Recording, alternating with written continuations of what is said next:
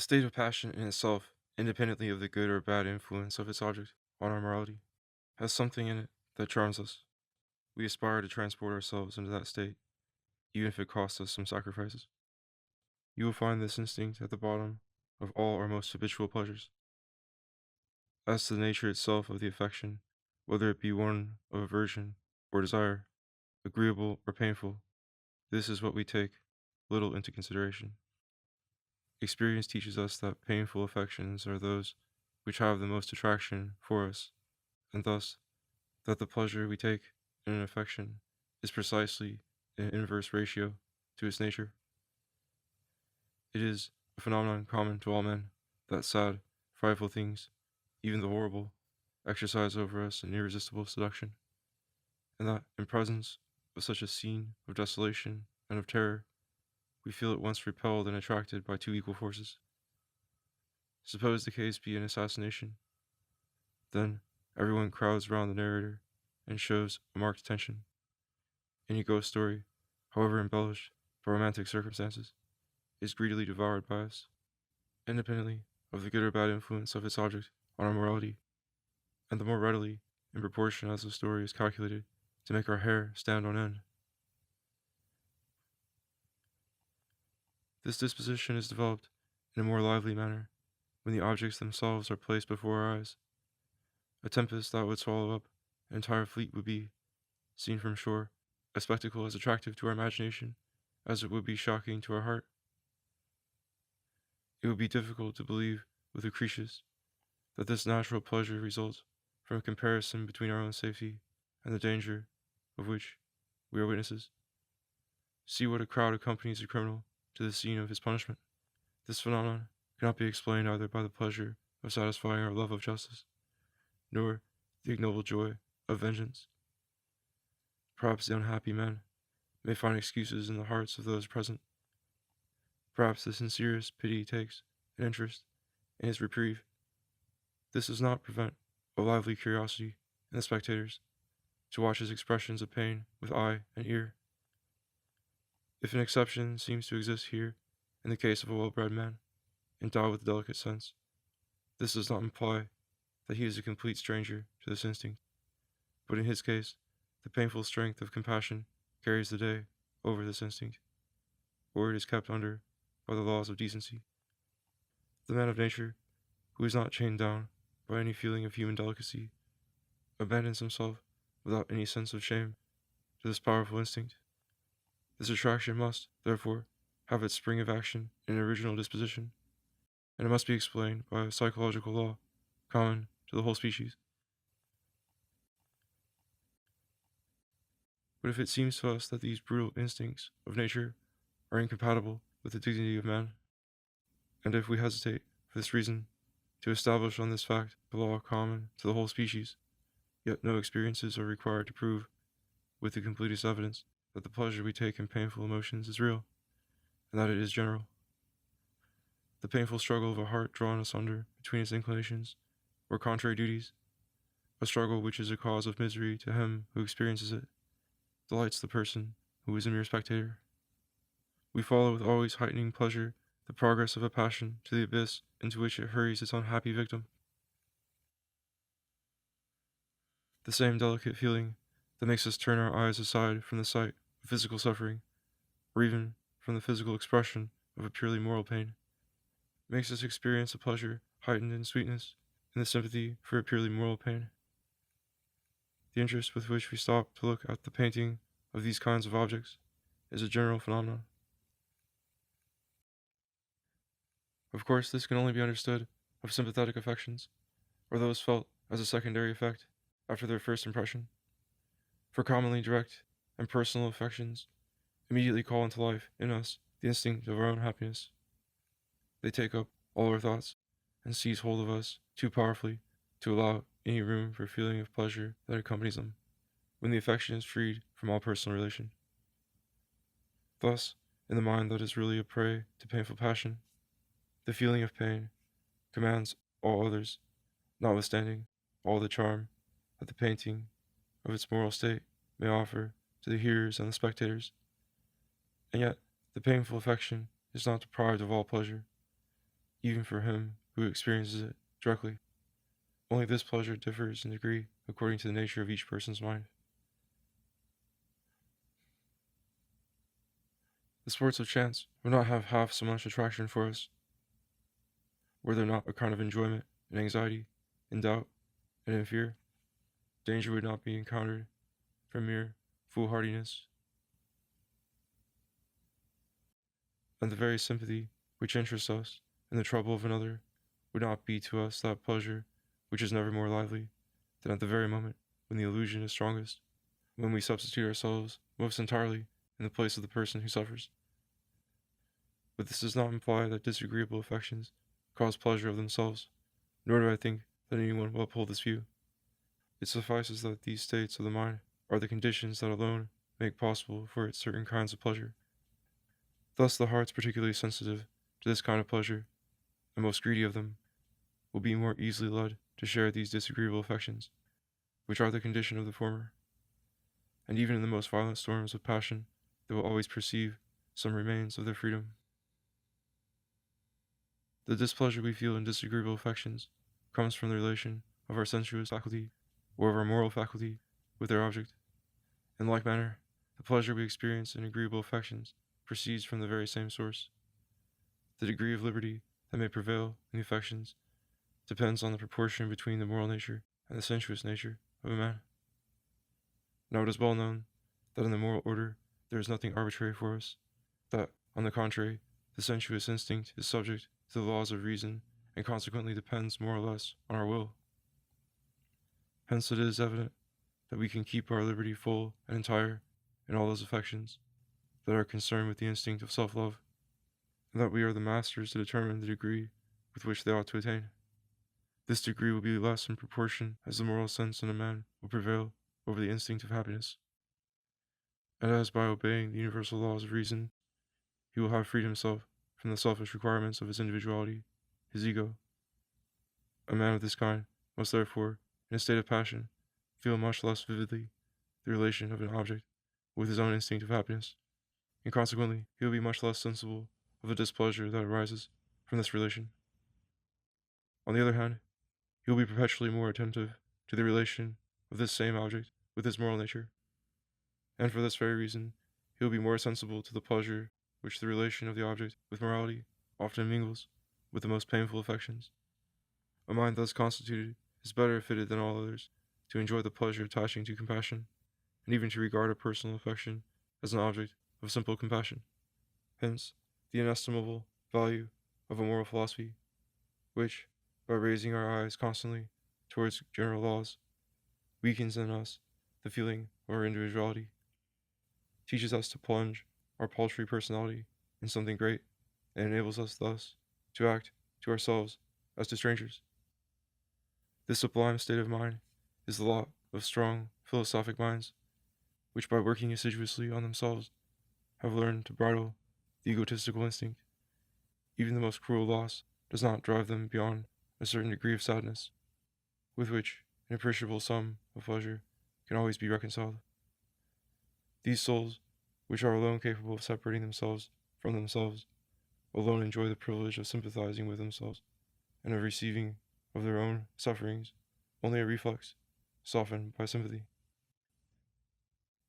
The indications contained in what precedes will suffice to direct our attention to the sources of the pleasure that the affection in itself causes, more particularly the sad affection. We have seen that this pleasure is more energetic in moral souls, and that it acts with greater freedom in proportion as the soul is more independent of the egotistical instinct. This pleasure is, moreover, more vivid and strong in sad affections, when self-love is painfully disquieted, than in gay affections, which imply a satisfaction of self-love. Accordingly, this pleasure increases when the egotistical instinct is wounded, and diminishes when that instinct is flattered. Now, we only know of two sources of pleasure: the satisfaction of the instinct of happiness, and the accomplishment of the moral laws. Therefore, when it is shown that a particular pleasure does not emanate from the former source, it must of necessity issue from the second. It is therefore from our moral nature that issues the charm of the painful affections shared by sympathy, and the pleasure that we sometimes feel even when the painful affection directly affects ourselves. Many attempts have been made to account for the pleasure of pity, but most of these solutions had little chance of meeting the problem, because the principle of this phenomenon was sought for rather in the accompanying circumstances than in the nature of the affection itself. To many persons, the pleasure of pity is simply the pleasure taken by the mind in exercising its own sensibility. To others, it is the pleasure of occupying their forces energetically, of exercising the social faculty vividly, in short, of satisfying the instinct of restlessness. Others, again, make it derived from the discovery of morally fine features and character, placed in a clear light by the struggle against adversity or against the passions. But there is still the difficulty to explain why it should be exactly the feeling of pain, suffering, properly so called, that in objects of pity attracts us with the greatest force, while, according to those elucidations, a less degree of suffering ought, evidently, to be more favorable to those causes to which the source of the emotion is traced. Various matters may, no doubt, increase the pleasure of the emotion without occasioning it. Of this nature are the vividness and force of the ideas awakened in our imagination, the moral excellence of the suffering persons, the reference to himself of the person feeling pity. I admit that the suffering of a weak soul and the pain of a wicked character do not produce us this enjoyment, but this is because they do not excite our pity to the same degree as the hero who suffers, or the virtuous man who struggles. Thus, we are constantly brought back to the first question: why is it precisely the same degree of suffering that determines the degrees of sympathetic pleasure which we take in an emotion? And one answer only is possible. It is because the attack made on our sensibility is precisely the condition necessary to set in motion that quality of mind, of which the activity produces the pleasure we feel in sympathetic affections.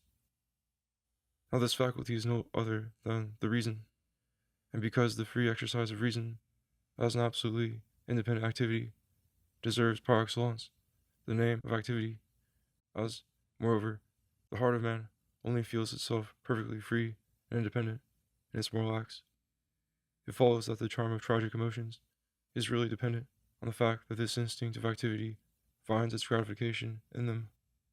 But even admitting this, it is neither the great number nor the vivacity of the ideas that are awakened then in our imagination, nor, in general, the exercise of the social faculty, but a certain kind of ideas and a certain activity of the social faculty brought into play by reason, which is the foundation of this pleasure. Thus, the sympathetic affections in general are for us a source of pleasure because they give satisfaction to our instinct of activity, and the sad affections produce this effect with more vividness because they give more satisfaction to this instinct.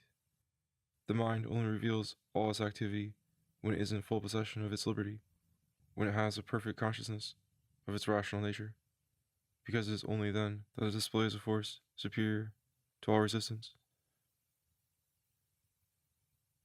Hence, the state of mind which allows most effectually the manifestation of this force, and awakens most successfully its activity, is that state which is most suitable to a rational being, and which best satisfies our instincts of activity, whence it follows that a greater amount of pleasure must be attached necessarily to this state.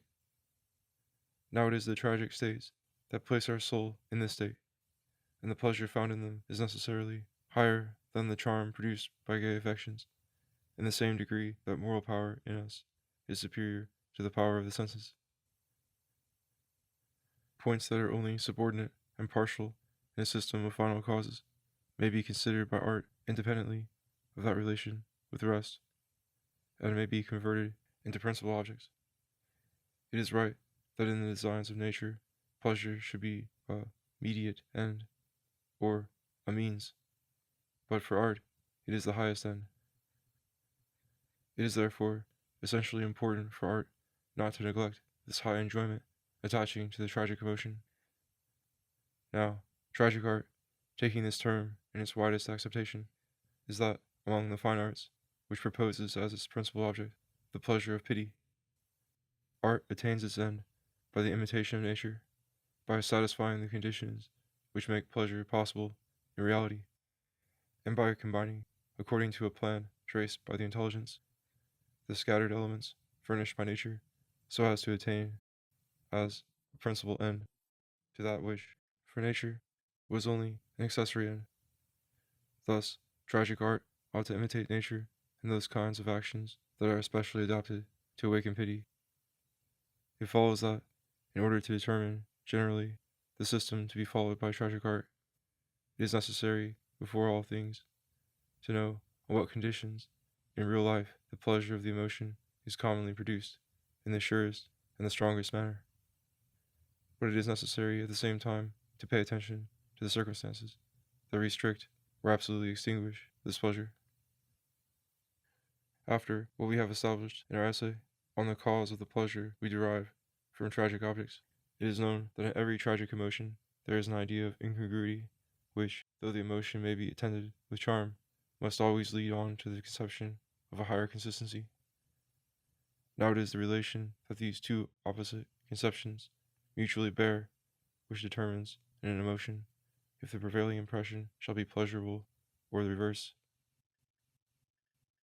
If the conception of incongruity be more vivid than that of the contrary, or if the end sacrificed is more important than the end gained, the prevailing impression will always be displeasure, whether this be understood objectively of the human race in general, or only subjectively of certain individuals.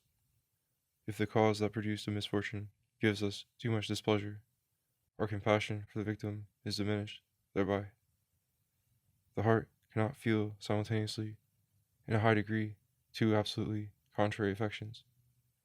Indignation against the person who is the primary cause of the suffering becomes the prevailing affection, and all other feeling has to yield to it. Thus our interest is always enfeebled when the unhappy man whom it would be desirable to pity had cast himself into ruin by a personal and unexcusable fault, or if, being able to save himself, he did not do so, either through feebleness of mind or pusillanimity. The interest we take in unhappy King Lear, ill-treated by two ungrateful daughters, is sensibly lessened by the circumstances that this aged man, in his second childhood, so weakly gave up his crown, and divided his love among his daughters with so little discernment, in the tragedy of chronic Belinda and Sophrona. The most terrible suffering to which we see these martyrs to their faith exposed only excites our pity feebly, and all their heroism only stirs our admiration moderately, because madness alone can suggest the act by which Belinda has placed himself and all his people on the brink of the precipice. Our pity is equally lessened when the primary cause of a misfortune, whose innocent victim ought to inspire us with compassion, fills our mind with horror. When the tragic poet cannot clear himself of his plot without introducing a wretch, when he is reduced to derive the greatness of suffering from the greatness of wickedness, the supreme beauty of his work must always be seriously injured. Iago and Lady Macbeth in Shakespeare, Cleopatra in the tragedy of Rodigun, of Franz Moore in The Robbers, are so many proofs in support of this assertion. A poet who understands his real interest will not bring about the catastrophe through a malicious will which proposes misfortune as its end, nor, and still less, by want of understanding, but rather through the imperious force of circumstances. If this catastrophe does not come from moral sources, but from outward things, which have no volition and are not subject to any will, the pity we experience is more pure, or at all events, is not weakened by any idea of moral incongruity. But then the spectator cannot be spared the disagreeable feeling of an incongruity in the order of nature, which can alone save us in a case of moral propriety. Pity is far more excited when it has for its object both him who suffers and him who is the primary cause of the suffering. This can only happen when the latter has neither elicited our contempt nor our hatred, but when he has been brought against his inclination to become the cause of this misfortune. It is a singular beauty of the German play of Iphigenia that the king of Taurus, the only obstacle who thwarts the wishes of Orestes and of his sister, never loses our esteem, and that we love him to the end. There is something superior even to this kind of emotion. This is the case when the cause of the misfortune not only is in no way repugnant to morality, but only becomes possible through morality, and when the reciprocal suffering comes simply from the idea that a fellow creature has been made to suffer.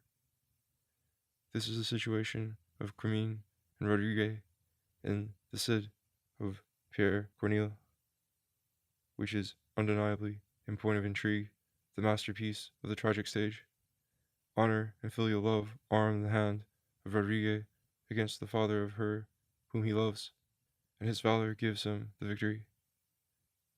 Honor and filial love rouse up against him in the person of Camille, the daughter of his victim, an accuser and a formidable persecutor.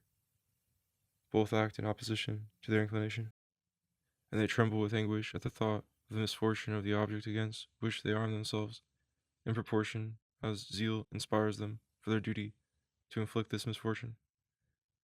Accordingly, both conciliate our esteem in the highest sense, as they accomplish a moral duty at the cost of inclination.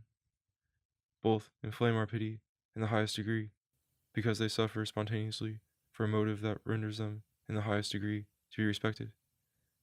It results from this that our pity is in this case so little modified by any opposite feeling that it burns rather with a double flame. Only the impossibility of reconciling the idea of misfortune with the idea of morality, so deserving of happiness, might still disturb our sympathetic pleasure and spread a shade of sadness over it.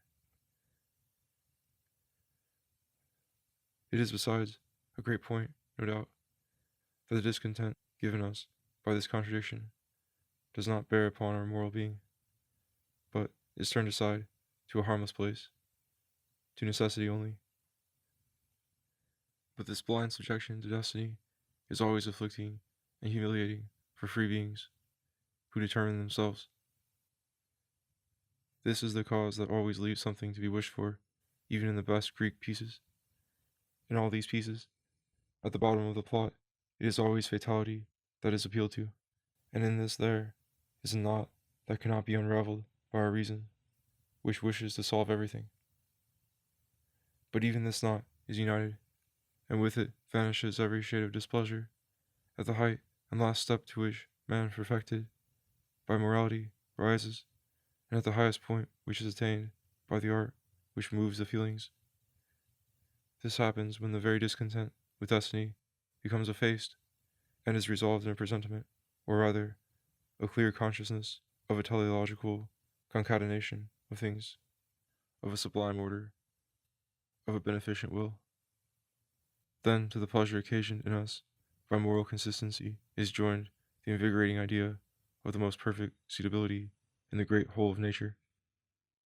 In this case, the thing that seemed to militate against this order, and that caused us pain in a particular case, is only a spur that stimulates our reason to seek in general laws for the justification of this particular case, and to solve the problem of this separate discord in the center of the general harmony. Greek art never rose to this supreme serenity of tragic emotion, because neither the national religion nor even the philosophy of the Greeks lighted their step on this advanced road. It was reserved for modern art, which enjoys the privilege of finding purer matter in a purer philosophy, to satisfy also this exalted one, and thus to display all the moral dignity of art. If we moderns must resign ourselves never to reproduce Greek art, because the philosophic genius of our age, and modern civilization in general, are not favorable to poetry, these influences are, at all events, less hurtful to tragic art, which is based rather on the moral element. Perhaps it is in the case of this art only that our civilization repairs the injury that it has caused to art in general. In the same manner as the tragic emotion is weakened by the admixture of conflicting ideas and feelings, and the charm attaching to it is thus diminished, so this emotion can also, on the contrary, by approaching the excess of direct and personal affection, become exaggerated to the point where pain carries the day over pleasure. It has been remarked that displeasure in the affections comes from the relation of their object with our senses, in the same way as the pleasure felt in them comes from the relation of the affection itself to our moral faculty. This implies, then, between our senses and our moral faculty, a determined relation, which decides as regards the relation between pleasure and displeasure in tragic emotions. Nor could this relation be modified or overthrown without overthrowing, at the same time, the feelings of pleasure and displeasure which we find in the emotions, or even without changing them into their opposites. In the same ratio that the senses are vividly roused in us, the influence of morality will be proportionally diminished. And reciprocally, as the sensuous loses, morality gains ground. Therefore, that which in our hearts gives a preponderance to the sensuous faculty must, of necessity, by placing restrictions on the moral faculty, diminish the pleasure that we take in tragic emotions, a pleasure which emanates exclusively from this moral faculty. In like manner, all that in our heart impresses an impetus on this latter faculty must blunt the stimulus of pain even in direct and personal affections. Now our sensuous nature actually acquires this preponderance when the ideas of suffering rise to a degree of vividness that no longer allows us to distinguish a sympathetic affection from a personal affection, as our own proper ego from the subject that suffers. Reality, in short, from poetry. The sensuous also gains the upper hand when it finds an ailment in the great number of its objects, and in that dazzling light which an overexcited imagination diffuses over it. On the contrary, nothing is more fit to reduce the sensuous to its proper bounds than to place alongside its supersensuous ideas, moral ideas, to which reason, oppressed just before, clings as to a kind of spiritual props, to right and raise itself above the fogs of the sensuous, to a serener atmosphere. Hence the great charm which general truths, or moral sentences, scattered opportunely over dramatic dialogue, have for all cultivated nations, and the almost excessive use that Greeks made of them. Nothing is more agreeable to a moral soul than to have the power, after a purely passive state that has lasted too long, of escaping from the subjection of the senses, and of being recalled to its spontaneous activity and restored to the possession of its liberty. These are remarks I had to make respecting the causes that restrict our pity and place an obstacle to our pleasure and tragic emotions. I have next to show on what conditions pity is solicited, and the pleasure of emotion excited, in the most infallible and energetic manner. Every feeling of pity implies the idea of suffering, and the degree of pity is regulated according to the degree, more or less, of vividness, of truth, of intensity, and of duration of this idea. First, the moral faculty is provoked to reaction in proportion to the vividness of ideas in the soul, which incites it to activity and solicits its sensuous faculty. Now the ideas of suffering are conceived in two different manners, which are not equally favorable to the vicissitudes of the impression. The sufferings that we witness affect us incomparably more than those that we have through a description or a narrative. The former suspend in us the free play of the fancy, and striking our senses immediately, penetrate by the shortest road to our heart. In the narrative, on the contrary, the particular is first raised to the general, and it is from this that the knowledge of the special case is afterwards derived. Accordingly, merely by this necessary operation of the understanding, the impression already loses greatly in strength. Now a weak impression cannot take complete possession of our mind, and it will allow other ideas to disturb its action and to dissipate the attention. Very frequently, moreover, the narrative account transports us from the moral disposition in which the acting person is placed to the state of mind of the narrator himself, which breaks up the illusion so necessary for pity. In every case, when the narrator in person puts himself forward, a certain stoppage takes place in the action, and, as an unavoidable result, in our sympathetic affection. This is what happens even when the dramatic poet forgets himself in the dialogue and puts in the mouth of his dramatic persons reflections that could only enter the mind of a disinterested spectator.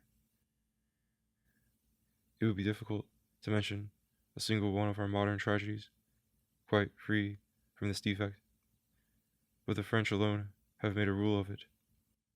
Let us infer, then, that the immediate, vivid, and sensuous presence of the object is necessary to give to the ideas impressed on us by suffering that strength without which the emotion could not rise to a high degree. But we can receive the most vivid impressions of the idea of suffering without, however, being led to a remarkable degree of pity, if these impressions lack truth. It is necessary that we should form of suffering an idea of such a nature that we are obliged to share and take part in it. To this end, there must be a certain agreement between this suffering and something that we have already in us. In other words, pity is only possible inasmuch as we can prove or suppose a resemblance between ourselves and the subject that suffers. Everywhere where this resemblance makes itself known, pity is necessary. Where this resemblance is lacking, pity is impossible. The more visible and the greater is the resemblance, the more vivid is our pity, and they mutually slacken in dependence on each other. In order that we may feel the affections of another after him, all the internal conditions demanded by this affection must be found beforehand in us, in order that the external cause which, by meeting with the internal conditions, has given birth to the affection, may also produce on us a like effect. It is necessary that, without doing violence to ourselves, we should be able to exchange persons with another and transport our ego by an instantaneous substitution in the state of the subject. Now, how is it possible to feel in us the state of another, if we have not beforehand recognized ourselves in this other? The resemblance bears on the totality of the constitution of the mind, in as far as that is necessary and universal. Now, this character of necessity and of universality belongs especially to our moral nature. The faculty of feeling can be determined differently by accidental causes. Our cognitive faculties themselves depend on variable conditions. The moral faculty only has its principle in itself, and by that very fact it can best give us a general measure and a certain criterion of this resemblance. Thus an idea which we find in accord with our mode of thinking and of feeling, which offers at once a certain relationship with the train of our own ideas, which is easily grasped by our heart and our mind, we call a true idea.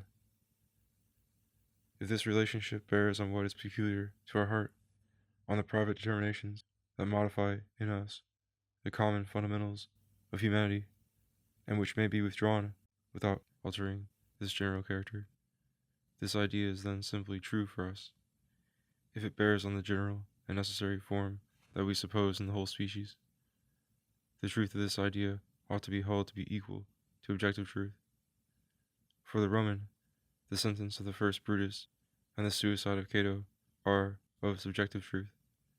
The ideas and the feelings that have inspired the actions of these two men are not an immediate consequence of human nature in general, but the immediate consequence of a human nature determined by particular modifications. To share with them these feelings, we must have a Roman soul, or at least be capable of assuming for a moment a Roman soul.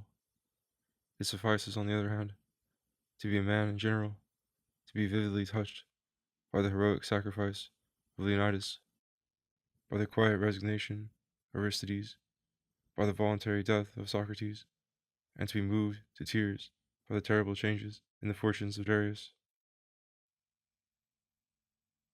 We attribute to these kinds of ideas, in opposition to the preceding ones, an objective truth, because they agree with the nature of all human subjects, which gives them a character of universality and of necessity as strict as if they were independent of every subjective condition. Moreover, although the subjectively true description is based on accidental determinations, this is no reason for confounding it with an arbitrary description. After all, the subjectively true emanates also from the general constitution of the human soul, modified only in particular directions by special circumstances. And the two kinds of truth are equally necessary conditions of the human mind. If the resolution of Cato were in contradiction with the general laws of human nature, it could not be true, even subjectively. The only difference is that the ideas of the second kind are enclosed in a narrower sphere of action, because they imply, besides the general modes of the human mind, other special determinations. Tragedy can make use of it with a very intense effect, if it will renounce the extensive effect. Still, the unconditionally true, what is purely human in human relations, will always be the richest matter for the tragic poet, because this ground is the only one on which tragedy, without ceasing to aspire to strength of expression, can be certain of the generality of this impression. Besides the vividness and the truth of tragic pictures, there must also be completeness. None of the external data that are necessary to give to the soul the desired movement ought to be omitted in the representation, in order that the spectator, however Roman his sentiments may be, may understand the moral state of Cato, that he may make his own the high resolution of the Republican. This resolution must have its principle, not only in the mind of the Roman, but also in the circumstances of the action. His external situation as well as his internal situation must be before our eyes in all their consequences and extent. And we must, lastly, have unrolled before us, without omitting a single link, the whole chain of determinations to which are attached the high resolution of the Roman as a necessary consequence. It may be said in general that without this third condition, even the truth of a painting cannot be recognized, for the similarity of circumstances, which ought to be fully evident, can alone justify our judgment on the similarity of the feelings, since it is only from the competition of external conditions and of internal conditions that the affective phenomenon results. To decide if we should have acted like Cato, we must before all things transport ourselves in thought to the external situation in which Cato was placed, and then only are we entitled to place our feelings alongside his, to pronounce if there is or is not likeness, and to give a verdict on the truth of these feelings. A complete picture, as I understand it, is only possible by a concatenation of several separate ideas, and of several separate feelings, which are connected together as cause and effect, and which, in their sum total, form one single whole of our cognitive faculty. All these ideas, in order to affect us closely, must make an immediate impression on our senses, and, as the narrative form always weakens this impression, they must be produced as a present action. Thus, in order that a tragic picture may be complete, a whole series is required of particular actions, rendered sensuous, and connected with the tragic action as to one whole. It is necessary, lastly, that the ideas we receive of suffering should act on us in a durable manner, to excite in us a high degree of emotion. The affection created in us by the suffering of another is to us a constrained state, from which we hasten to get free, and the illusion so necessary for pity easily disappears in this case. It is therefore a necessity to fasten the mind closely to these ideas, and not to leave it the freedom to get rid too soon of the illusion. The vividness of sudden ideas and the energy of sudden impressions, which in rapid succession affect our senses, would not suffice for this end. For the power of reaction in the mind is manifested in direct proportion to the force with which the receptive faculty is solicited, and it is manifested to triumph over this impression. Now the poet who wishes to move us ought not to weaken this independent power in us, for it is exactly in the struggle between it and the suffering of our sensuous nature that the higher charm of tragic emotion lies, in order that the heart, in spite of that spontaneous force which reacts against sensuous affections may remain attached to the impressions of sufferings. It is, therefore, necessary that these impressions should be cleverly suspended at intervals, or even interpreted and intercepted by contrary impressions. It is, therefore, to return again with twofold energy and renew more frequently the vividness of the first impression. Against the exhaustion and languor that result from habit, the most effectual remedy is to propose new objects to the senses. This variety retempers them, and the gradation of impressions calls forth the innate faculty and makes it employ a proportionately stronger resistance. This faculty ought to be incessantly occupied in maintaining its independence against the attacks of the senses, but it must not triumph before the end. Still less must it succumb in the struggle. Otherwise, in the former case, suffering, and in the latter, moral activity, is set aside, while it is the union of these two that can alone elicit motion. The great secret of the tragic art consists precisely in managing the struggle well. It is in this that it shows itself in the most brilliant light. For this, a succession of alternate ideas is required. Therefore, a suitable combination is wanted of several particular actions corresponding with these different ideas.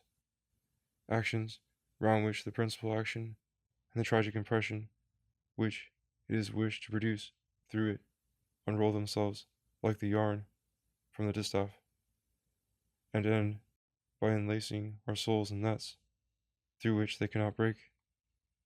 Let me be permitted to make use of a simile by saying that the artist ought to begin by gathering up with parsimonious care all the separate rays that issue from the object, by aid of which he seeks to produce the tragic effect that he has in view, and these rays, in his hands, become a lightning flash, setting the hearts of all on fire.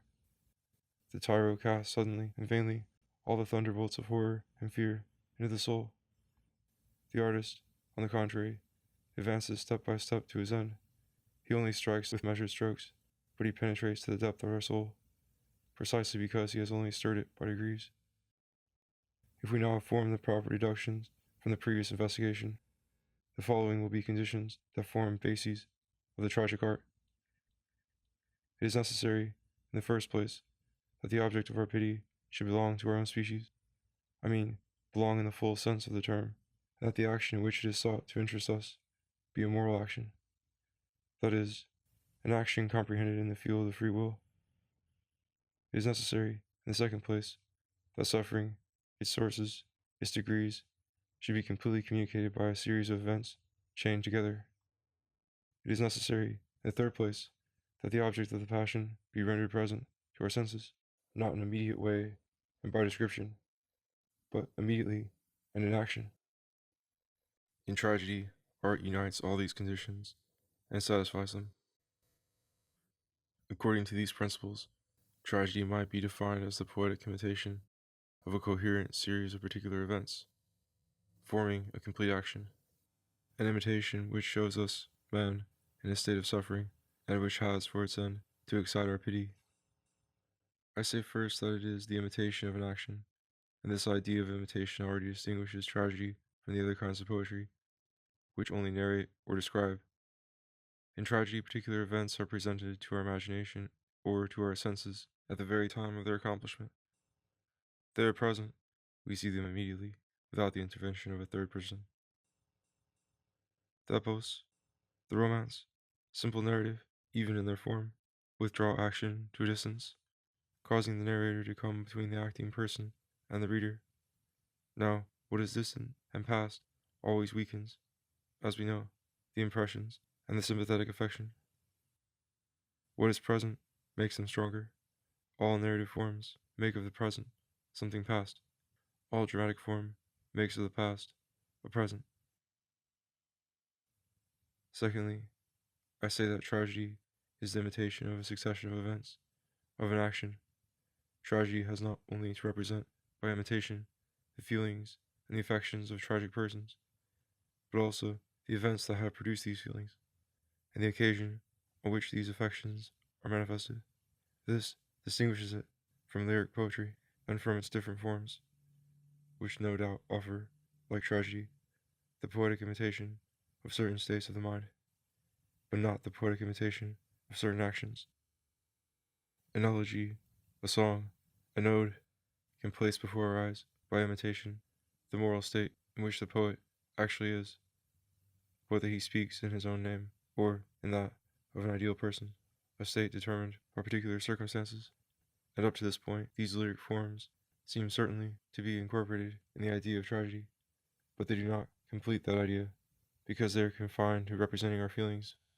There are still more essential differences, if the end of these lyrical forms and that of tragedy are kept in view. I say, in the third place, that tragedy is the imitation of a complete action. A separate event, though it be ever so tragic, does not, in itself, constitute a tragedy. To do this, several events are required, based one on the other, like cause and effect, and suitably connected, so as to form a whole, without which the truth of the feeling represented, of the character, etc., that is, their conformity with the nature of our mind, a conformity which alone determines our sympathy, will not be recognized. If we do not feel that we ourselves, in similar circumstances, should have experienced the same feelings and acted in the same way, our pity would not be awakened. It is, therefore, important that we should be able to follow, in all its concatenation, the action that is represented to us, that we should see it issue from the mind of the agent by a natural gradation, under the influence and with the concurrence of external circumstances. It is thus that we see spring up, grow, and come to maturity, under our eyes, the curiosity of Oedipus and the jealousy of Iago. It is also the only way to fill up the great gap that exists between the joy of an innocent soul and the torments of a guilty conscience, between the proud serenity of the happy man and his terrible catastrophe. In short, between the state of calm in which the reader is at the beginning and the violent agitation he ought to experience at the end. A series of several connected incidents is required to produce in our souls a succession of different movements which arrest the attention, which, appealing to all the faculties of our minds, enliven our instinct of activity when it is exhausted, and which, by delaying the satisfaction of this instinct, do not kindle it the less. Against the suffering of sensuous nature, the human heart has only recourse to its moral nature as counterpoise. It is, therefore, necessary, in order to stimulate this in a more pressing manner, for the tragic poet to prolong the torments of sense, but he must also give a glimpse to the latter of the satisfaction of his wants, so as to render the victory of the moral sense so much the more difficult and glorious. This twofold end can only be attained by a succession of actions judiciously chosen and combined to this end. In the fourth place, I say that tragedy is the poetic imitation of an action deserving of pity, and therefore tragic imitation is opposed to historic imitation. It would only be a historic imitation if it proposed a historic end, if its principal object were to teach us that a thing has taken place and how it took place.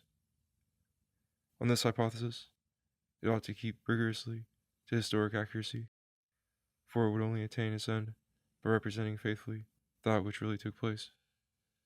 But tragedy has a poetic end, that is to say, it represents an action to move us and to charm our souls by the medium of this emotion.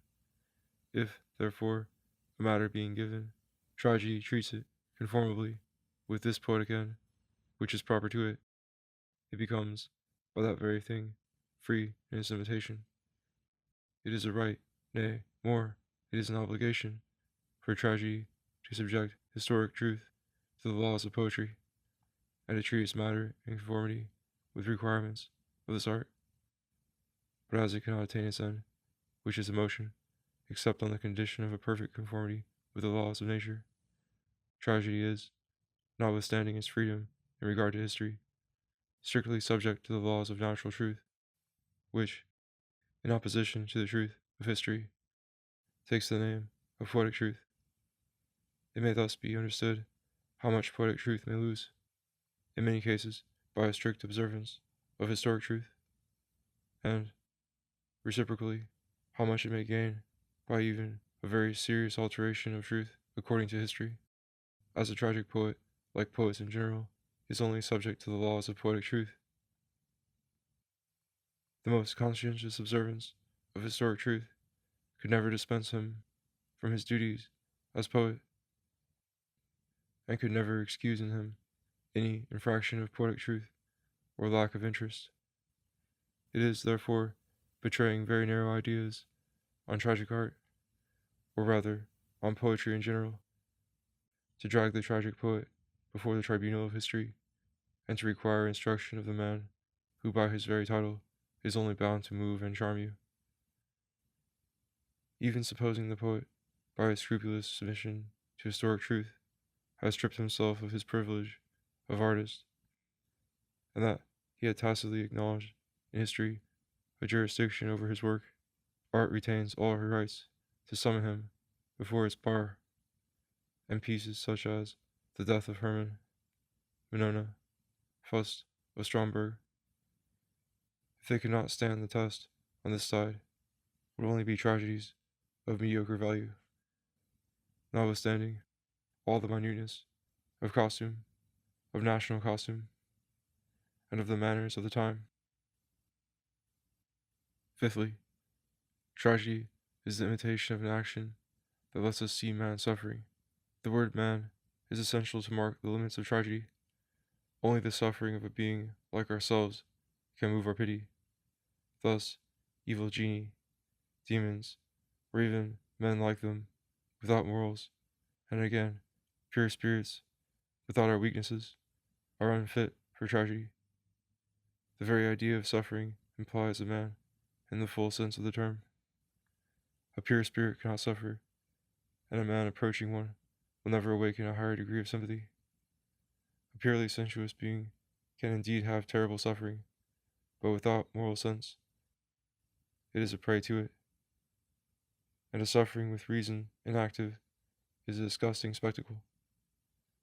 The tragedian is right to prefer mixed characters, and to place the ideal of his hero halfway between utter perversity and entire perfection. Lastly, tragedy unites all these requisites to excite pity. Many means the tragic poet takes might serve another object, but he frees himself from all requirements not relating to this end, and is thereby obliged to direct himself with a view to this supreme object. The final aim to which all the laws tend is called the end of any style of poetry. The means by which it attains this are its form. The end and form are, therefore, closely related. The form is determined by the end, and when the form is well observed, the end is generally attained. Each kind of poetry having a special end must have a distinguishing form. What it exclusively produces, it does in virtue of the special nature it possesses. The end of tragedy is emotion. Its form is the imitation of an action that leads to suffering. Many kinds may have the same object, as tragedy of emotion, though it be not their principal end. Therefore, what distinguishes tragedy is the relation of its form to its end, the way in which it attains its end by means of its subject.